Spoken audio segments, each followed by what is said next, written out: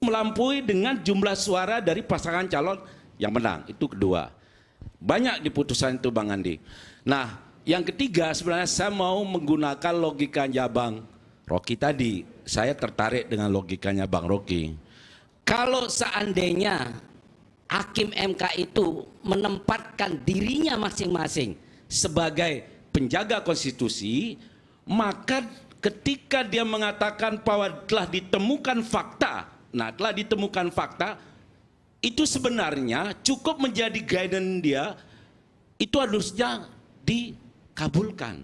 Dan itu sudah disebutkan. Dan Disebutkan dalam setiap bukan dissenting, dalam bukan putusan. dissenting. Putusan dari 5. Misalnya pada ditemukan fakta apa? Ya, ditemukan fakta bahwa telah terjadi pemberian bansos bla bla bla dan sebagainya. Boleh saya jawab? Tetapi Sebentar tidak dulu. cukup bukti itu. Ujungnya begitu. Tetapi tidak meyakinkan mahkamah. Oke. Karena kalau menggunakan logika aturan yang ada di MK, peraturan MK tentang hukum acaranya, mana mungkin Anda bisa membuktikan dengan jumlah saksi yang 19, termasuk ahli. Dengan jumlah DPT kita itu kan 204 juta pemilih loh. Tunggu Bayangkan. sebentar. Ini saya men-challenge logika saya. Waktu penetapan 19, apakah tidak ada ruang keberatan bagi pemohon? Loh, itu kan sudah ada aturannya. Nggak bisa diubah Nggak itu? ada. Kita tidak bisa menawar. Oke. Itu sudah ada aturannya. Nah, Sebentar dulu Bang Andi, supaya ini sehingga kita tidak bisa ada ruang artikulasi untuk mendalami setiap saksi itu. Uang bertanya aja cuman nggak boleh kok. Cuman 1 pertanyaan boleh, 2 pertanyaan boleh. Bagaimana mau Anda mendalami? Sekarang saya mau memahami Bang Andi saja. Setelah sekian tahun saya nggak bertemu sama beliau, pasti saya nggak bisa mendalami. Ini saya logika saya senior saya Bang Andi ini lama ketemu. Tapi tiba-tiba hari ini kami ketemu di sini.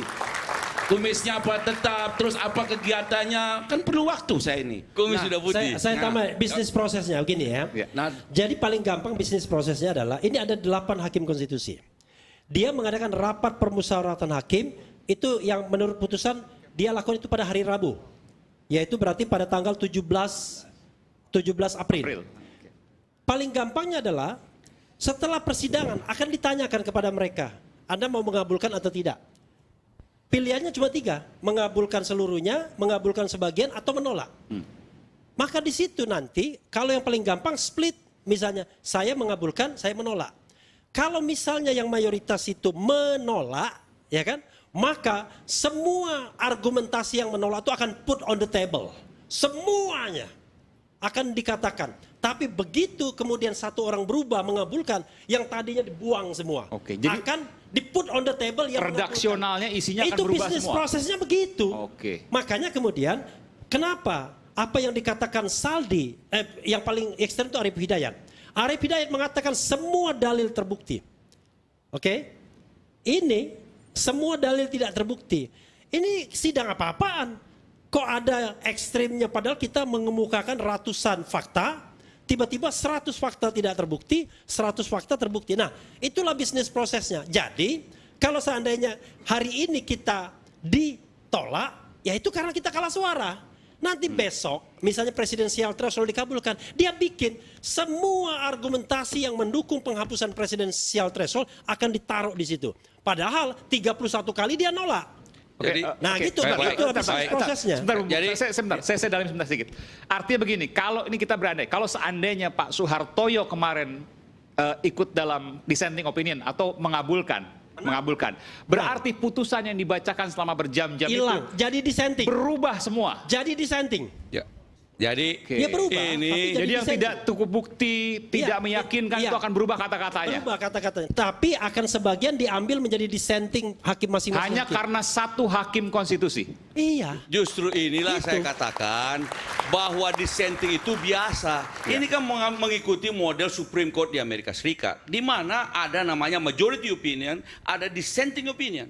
Jadi kalau setiap kali Supreme Court melakukan pembahasan tentang undang-undang yang sedang diajukan oleh seorang penggugat dan segala macam, misalnya Roe versus Wade tentang aborsi, ya itu kemudian hakim konstitusi di Supreme Court juga melakukan pembahasan semacam itu. Lalu nanti ada yang setuju, ada yang tidak setuju.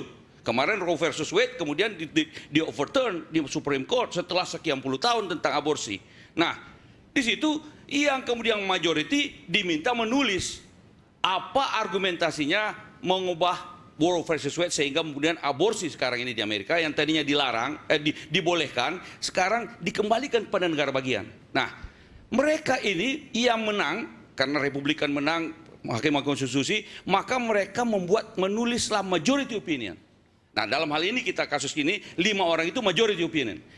Kemudian yang tidak setuju, ada juga hakim konstitusi di Supreme Court yang tidak setuju overturn terhadap Roe versus Wade. Maka dia kemudian juga menulis dissenting opinion.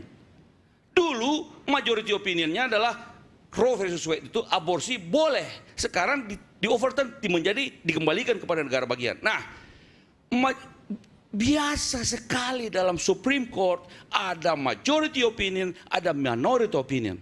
Biasa. Nah, dalam kasus ini majority opinion mengatakan, dalam kasus Mahkamah Konstitusi di Indonesia ini mengatakan bahwa poin-poin argumen dari yang kualitatif yang diajukan oleh 01 dan 03 sudah dibahas. Jadi dibahas sesuai dengan katakan tadi bahwa Mahkamah Konstitusi sekarang juga mempertimbangkan aspek kualitatif, bukan hanya aspek kuantitatif.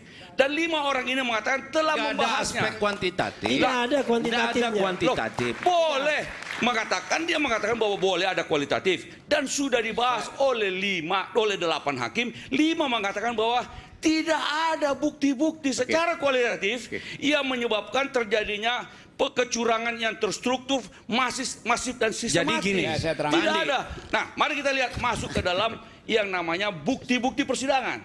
Misalnya bansos. Kemudian dipanggillah menteri-menteri itu.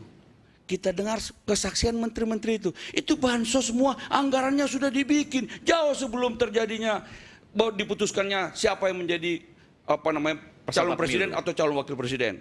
Bagaimana, kenapa kok Januari digelontorkan Januari? Loh, bertahun-tahun memang sudah Januari digelontorkan karena anggarannya sudah dibahas sebelumnya. Oh, bagaimana dengan itu tadi presiden kasih bansos? Oh, itu bukan anggaran bansos, anggarannya presiden sendiri. Dan ternyata tidak sesuai, tidak memenuhi limitasinya, tidak melampaui limitasinya. Semua argumen bansos dari 01 dan 03 semua terpatahkan dengan kesaksian menteri-menteri itu. Kalah suara. Kan begitu. Jadi bukti persidangan hanya jelas. Kalau tidak kalah suara, ya sudah dibahas secara kualitatif. Semua argumentasi yang memenangkan ada berubah. Makanya saya tulis ini video. Sayang Soehartoyo melipir. Belok. Kalau tidak belok, menang kita. Begitu kita menang, nggak ada argumentasi yang tadi. Itu menjadi argumentasi dissenting. Memang argumentasi begitu aturannya. Ya itulah saya. Begitu aturannya. Yang mayoritas menuliskan majority opinion. Iya benar. Kan begitu. Masa saya bilang terbukti atau tidak itu adalah soal mayoritas dan minoritas saja. Itu soalnya. Sama juga pemilu.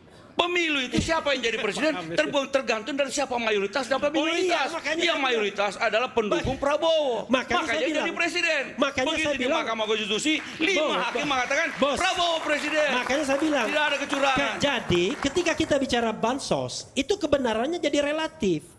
Karena bansos sebagai alat yang membuat pemilu tidak adil itu cuma didukung oleh 3 hakim. Tapi bansos sebagai alat dari instrumen kekuasaan yang biasa saja didukung oleh 5 hakim. Kalau seandainya Soehartoyo nggak lari, maka yang bansos sebagai hal yang tidak adil ini yang akan dituliskan di dalam permohonan, dalam putusan. Memang begitulah dunia. Manusia bisa berbeda pendapat tentang sebuah gejala sosial atau gejala politik. Di mana kita bisa berpendapat apakah bansos itu adalah sebuah instrumen pemilu untuk memenangkan seseorang atau bansos itu adalah sesuatu rutinitas yang merupakan kebijakan negara. 5 hakim konstitusi mengatakan tidak ada bukti-bukti yang jelas dari bahwa bansos digunakan sebagai instrumen pemilu. Baik. Kita beri tepuk tangan dulu. Saya tahu bahwa Bung Rocky mau ambil tadi, mau interupsi. Tapi saya berikan kesempatan dulu, nanti Bung Adi juga saya berikan kesempatan. Selepas jeda saya akan segera kembali. Tetaplah bersama kami di Rakyat Bersuara.